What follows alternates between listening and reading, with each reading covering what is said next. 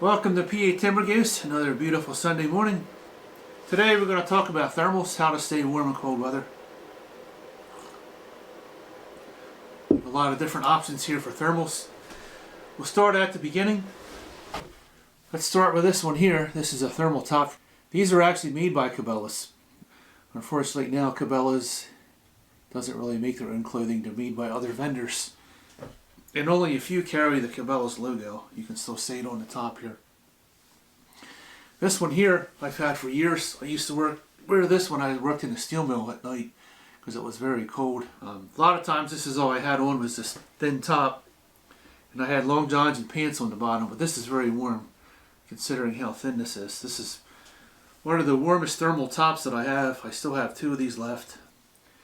Wish I had about a dozen more of these. This is a standalone thermal. This is actually like having 2 shirts on. They are so warm. Then from there we go to Under Armour. Under Armour's been around for quite a while. Under Armour actually has 3 levels of warmth. You have light, medium, and heavy. This is a light one. There's the Under Armour logo. There's the Under Armour, can't talk today, not enough coffee. There's the Under Armour logo on the back. This is the later version, and I believe this has, see if we can find it here. There it is there. 2.0, 3.0, 4.0. 4.0 is the warmest level, or heavy, medium, and light. This is actually what I prefer, the light ones. These are warm to a certain extent. The problem with these, we'll get to here in a minute. This has a waffle pattern inside of it. This is all synthetic. The waffle pattern or grid actually traps your body heat. What the problem is that it absorbs the water and it does not evaporate. So as you're hiking along, this will get heavier and heavier and wetter as you go, and if you take your jacket off it still won't evaporate, it'll just stay wet. So at some point in time what I would actually do is I would take 2 of these. When I got to my spot or wherever I was camping or hunting, I would take this off because it was soaking wet and put the dry one on, put this in a plastic bag inside of my pack, which I still do, kind of do that today when I go hiking. I always have a dry shirt inside my pack.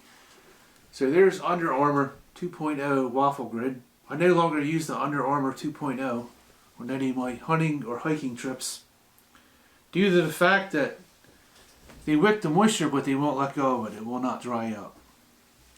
So there's thermal top number 2. Under Armour base layers. These actually work really well, and I'm not sure why they don't make the top like this. I've had these for years too. I actually have 4 or 5 of these. Starting to get a little rough, but they do work well. Let's fold these inside out, and we'll show you the secret of this base layer. These actually do dry out. I'm not sure why the tops don't. You can let me know down in the comments section. This has a cool pattern on the inside. This actually traps a lot of your body heat. Once again, this is a very thin layer. You don't really need heavy layers, believe it or not. Heavy layers make you sweat and then you get wet, so you're twice as cold. Where if you wore a thin layer, it would actually evaporate and you would stay much warmer. So this would be one of these phenomenons also. But you can see the pattern in here. I still wear these a lot in cold weather. I always have these in my backpack, or I have them on depending upon how far I'm going to walk and what the temperature is going to be. As the day goes on, if you're backpacking or you're camping overnight, usually I'll put these on later on in the evening so I stay warm when I go to sleep. So here's my Under Armour pile. Here's my Cabela's thermal. So currently I have switched to Smartwool. Smartwool's kind of expensive, but it will last much longer than other socks. Still got a couple loose strings here.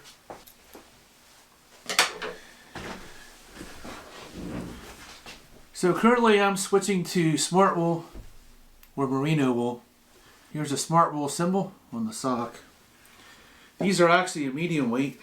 I don't like to wear heavyweight socks because you still have the same issue. Your feet sweat and then you're cold. So currently I have 4 pairs of Smart Wool socks.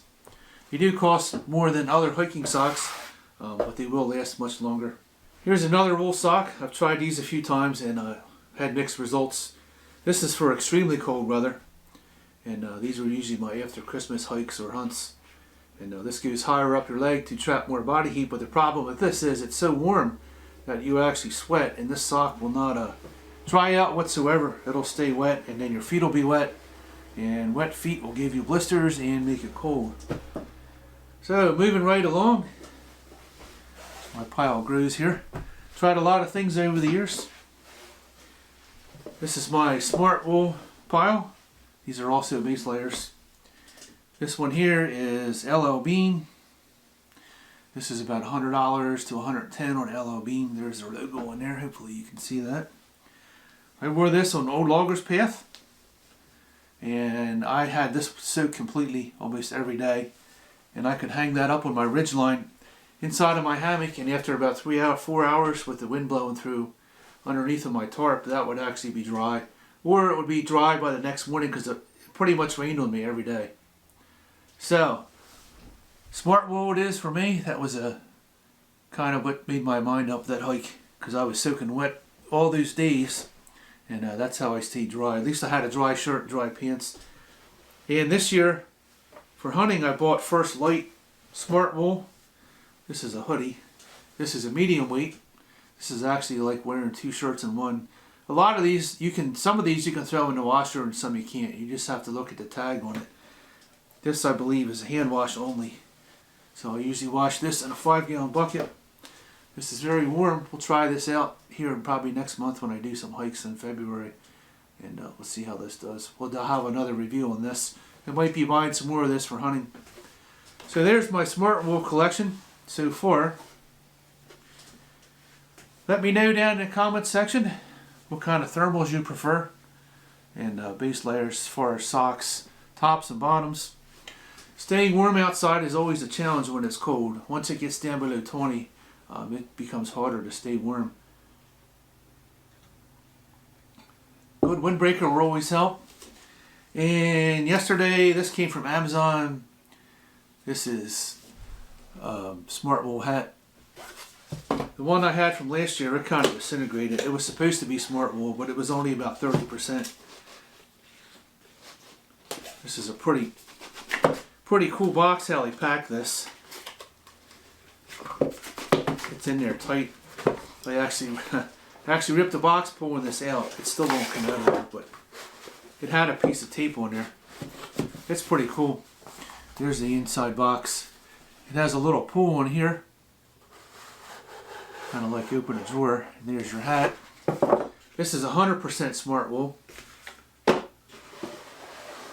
This is a different brand. It has a rib on it. Some of the other Smart Wool is smooth. I figured this would help trap some more of the heat. So we'll give this a try. See how long this lasts. Thanks for watching this short video on base layers today. Synthetic versus natural fibers. Let me know down in the comments section which you prefer and which brand you actually buy and support. As always, give this video a thumbs up. It helps other people see this video. Thanks for stopping by today. Hit that subscribe button to help my channel grow.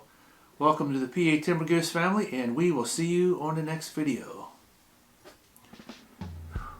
Take 4. Thanks for watching PA. Thanks for coming along today on this video of Can't Talk. Thanks for watching this short video. Hopefully it